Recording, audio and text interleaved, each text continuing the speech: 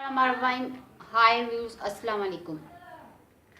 मेरे मियाँ ना रात ਨੂੰ ਲੇਟ ਕੰਮ ਕਰਦੇ ਆ ਤੇ ਨਾਲ ਮੇਰੀ ਬੇਟੀ ਵੀ ਉਹਨਾਂ ਦੇ ਨਾਲ ਲੱਗੀ ਹੁੰਦੀ। ਮੇਰੇ ਮਿयाँ ਨੂੰ ਕੰਪਿਊਟਰ ਦਾ ਕੋਰਸ ਕਰਵਾ ਰਹੇ ਆ ਤੇ ਰਾਤ ਨੂੰ ਅਕਸਰ ਉਹਨਾਂ ਦੋਨਾਂ ਨੂੰ ਭੁੱਖ ਲੱਗ ਜਾਂਦੀ ਆ ਤੇ ਮੈਂ ਸੋਚਿਆ ਕਿ ਮੈਂ ਚਿਕਨ ਲੈ ਲਵਾਂ। ਮੈਂ ਚਿਕਨ ਲਿਆ ਹੈ ਤੇ ਚਿਕਨ ਨੂੰ ਮੈਂ ਕਿਹਾ ਲਗਾ ਕੇ ਮਸਾਲਾ ਵਗੈਰਾ तो मैं रख दवा तो फिर आपे फ्राई करके रखदा ओवन च तो फिर आपे कट के खा लेंगे। मैं मसाला बनाया है तो ये हुण मैं उत्ते चिकन ते सारा ला दांगी।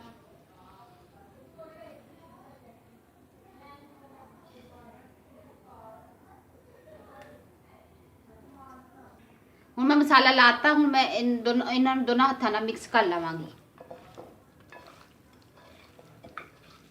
इन चंगी तरह मिक्स करना है ताकि लग जाए चिकन नूं, मसाला चिकन नूं लग जाए।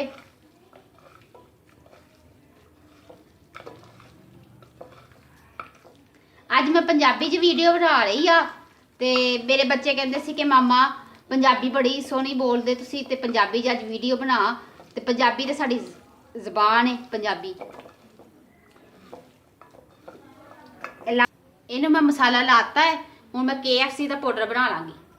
ਇਹਦੇ ਵਿੱਚ ਮੈਂ ਲਿਆ ਵਾ ਮੈਦਾ ਤੇ ਕੌਰਨਫਲੋਰ ਲਿਆ ਹੈ, ਚਾਵਲਾਂ ਦਾ ਆਟਾ ਲਿਆ ਪੀ ਕੇ ਤੇ ਕਾਲੀਆਂ ਮਿਰਚਾਂ ਪੀ ਕੇ ਮੈਂ ਚ ਪਾਈਆਂ ਤੇ ਹੁਣ ਇਹਨਾਂ ਨੂੰ ਮੈਂ ਮਿਕਸ ਕਰ ਲਾਂਗੀ। ਹੁਣ ਮੈਂ ਇੱਕ ਇੱਕ ਬੋਟੀ ਲੈ ਕੇ ਇਹਨੂੰ ਮਸਾਲਾ ਲਾਂਦੀ ਜਾਵਾਂਗੀ ਤੇ ਰੱਖੀ ਜਾਵਾਂਗੀ ਇੱਕ ਸਾਈਡ ਤੇ।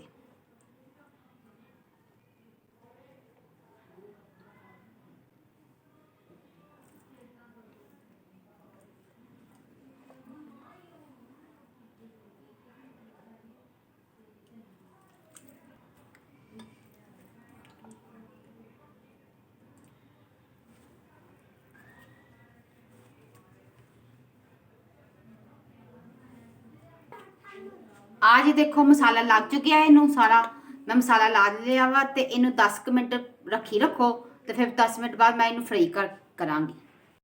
चिकन फ्राई करन लगी है। मैं कढ़ाई में घ्यो पा के ते गर्म करने वास्ते रख दिता। घ्यो मेरा गर्म हो रहा है, जो गर्म हो जाएगा तो फिर मैं चिकन में पा के फ्राई करांगी। तेल मेरा फुल गर्म हो गया है। हुण मैं चिकन विंग्स पाई जावांगी। बिस्मिल्लाह।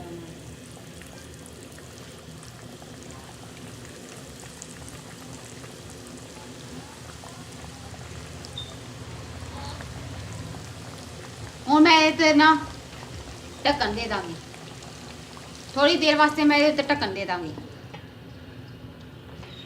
ताकि चिकन स्टीम हो जाए तो नरम हो जाए।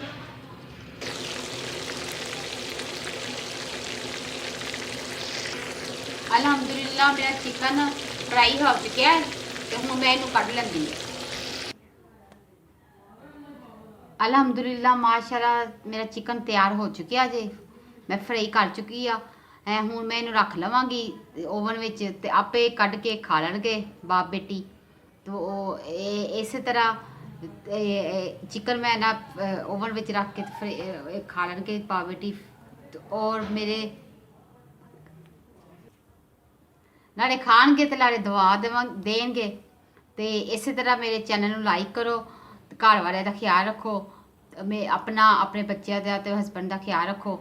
मेरे चैनल लाइक करो। अल्लाह हाफिज़।